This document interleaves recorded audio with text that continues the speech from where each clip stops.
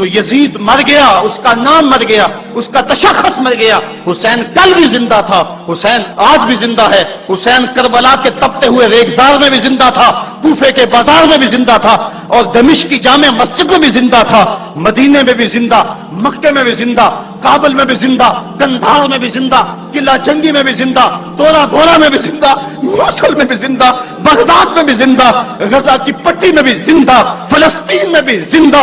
آج حسین کی زندگی اور حسین کا باقپن دنیا کو بتا رہا ہے، بش کو بتا رہا ہے تیرے منہ پہ تماچا حسین مارے گا۔ زمانہ بتائے گا کہ حسین کل بھی زندہ تھا، حسین آج بھی زندہ ہے۔ حسین کی فکر لے کے اٹھو اور پوری دنیا پہ چھا جاؤ اور زمانے کو بتاؤ کہ ہم حسین ابن علی کے سپاہی ہیں۔ صرف محرم کے دن آنسو بہا لینے سے کچھ نہیں ہوگا۔ کیا صرف محرم حسین کا مہینہ ہے؟ نہیں، سب پورا سال حسین کا ہے، پوری زندگی حسین کی ہے، پورے زمانے حسین کے ہیں۔ یہ صرف عاشور کا دن یا عاشور کی شب ہی حسین کی نہیں، سارے زمانے حسین کے ہیں۔ کل بھی حسین کا تھا، آج بھی حسین کا ہے، کل بھی حسین کا ہوگا۔ آؤ اٹھیں، قرآن کو لے کر کے حسین ابن علی نیزے کی نوک پر بھی چڑھ کے قرآن سنایا، اور آج ہم اسی قرآن کی دعوت کو لے کر کے اٹھیں اور حسین ابن علی کے پیغام کو گھر گھر یہ دنیا کے سامنے حضرت امام نے اپنا اسوہ رکھا کہ یہی تو پیغام میں دینے آیا ہوں، یہی تو جو ہے وہ تحریر میں نے کربلا کی ریت پر اپنے خون سے رقم کرنی تھی کہ یہ سر کٹ سکتا ہے لیکن جھکے گا تو صرف اپنے مالک کی چوکٹ پہ جھکے گا، یزید کے سامنے یہ سر جھک نہیں سکتا ہے۔ تو حضرت امام حمام رضی اللہ تعالیٰ عنہ نے کربلا کے تپتے ہوئے ریگزار میں جب 72-73 لاشیں خیموں کے سامنے پڑے تھے اور اتنے زخم کلیجے پہ تھے، راوی کہتا ہے کہ جب آپ کی قمیض اتاری گئی تو 113 سوراخ اس میں تیروں کے تھے، 33 زخم نیزوں کے تھے، 34 گھاؤ تلواروں کے تھے، اتنے زخم جسم کے اندر اور جسم چور ہے زخموں سے۔ لیکن حضرت امام حسین نے جب پیشانی سجدے میں رکھی تو آخری لفظ یہ تھے، اللہم رسن بقضائک وصبرن علی بلائک تسلیما لامرک سبحان ربی الاعلی۔ مالک تیری تقدیر پہ راضی ہو گیا ہوں، مالک زخم سے پہ بھی میں مسکرا رہا ہوں، مالک تیری طرف سے جو دکھ آئے میں نے ان کو قبول کیا، جے سونا میرے دکھ وچ راضی تے میں سکھ نو چلے ڈاواں، مالک میں سب کچھ قبول کیا، حسین تیری رضا پہ راضی ہے، میرے مالک تو بھی بتا تو بھی حسین پہ راضی ہوا ہے کہ نہیں ہوا ہے۔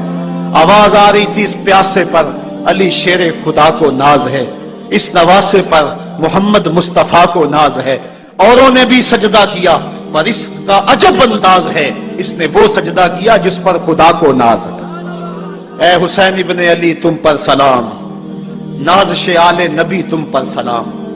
آج لہجہ بھی دم توڑ رہا ہے اور سورج بھی درد غروب سے زرد ہو رہا ہے، وقت کے دامن میں گنجائش نہیں کہ میں اس مضمون کو چھیڑوں۔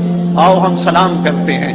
یہ سورج سامنے چمک رہا ہے، میں یہاں بیٹھا سوچ رہا تھا کہ ہم نے تو نہیں دیکھا، اے سورج دوپہر کا وہ منظر تم نے تو دیکھا تھا جب کربلا میں حسین کا سر کٹا تھا، جب گھر لٹا تھا، جب خیموں کو آگ لگی تھی، جب سکینہ رو رہی تھی، اور جب گھوڑا خالی پلٹا تھا اور سکینہ پوچھتی تھی گھوڑے تو خالی آ گیا ہے، حسین کہاں چھوڑ آیا ہے۔ آج یہ سورج یہ چمک چمک کے وہ ہمیں کہانی سنا رہا ہے اور ہمیں پیغام دے رہا ہے کہ نبی کے نام پہ حسین نے تو سر کٹا دیا۔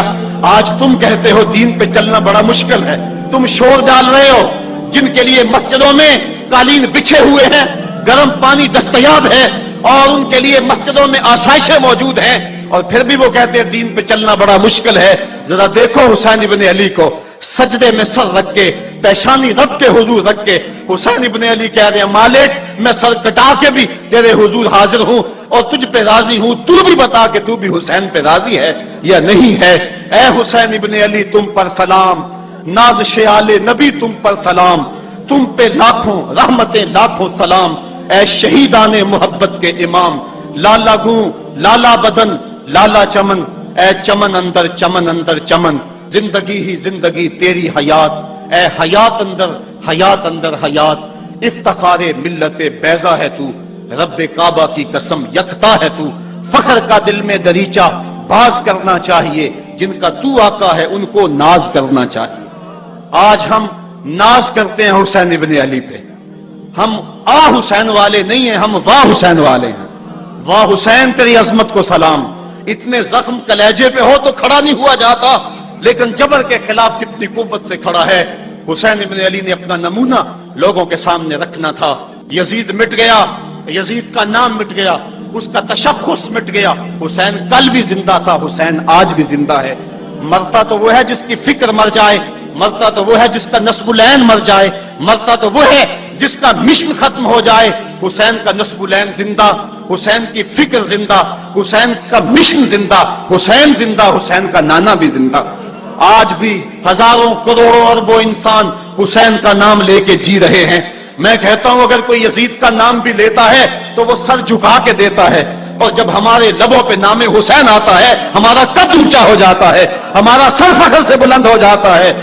کسی نے کہا تھا کہ یہ دو شہزادوں کی جنگ تھی، تو کسی نے بڑا خوبصورت جواب دیا، اس نے کہا کربلا جنگ تھی اگر دو شہزادوں کی، قلم میں زور ہے تو لکھو حسین ہار گئے، لہجے میں تنتنا ہے تو لکھو حسین ہار گئے، انداز میں زور ہے تو کہو حسین ہار گئے۔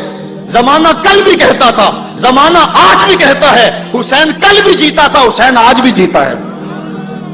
جب حضرت امام حسین رضی اللہ تعالیٰ عنہ کا سر انور کاٹ لیا گیا اور خولی بن یزید نے نیزے کی نوک پہ اس کو رکھا، ویسے رخ سر کا زمین کی طرف سے تھا، کسی نے کیا خوب کہا باں کے سر نیزے پہ اور سوئے زمین ہے رخ، یعنی سجدہ ثانی کی ہے آرزو۔ رکعت کے دو سجدے ہوتے ہیں، ایک سجدہ ہوا تھا کہ سر انور جدا کر لیا گیا، جب نیزے کی نوک پہ تھا سر تو رخ زمین کی طرف سے تھا۔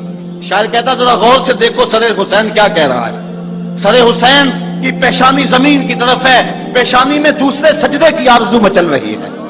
تو جب امام حسین کا سر خولی نے نیزے کی نوک پہ چڑھایا، اس نے تو یہ کہنا چاہا تھا کہ ہم فتح یاب ہوئے اور دیکھو ہم نے سر کاٹ لیا۔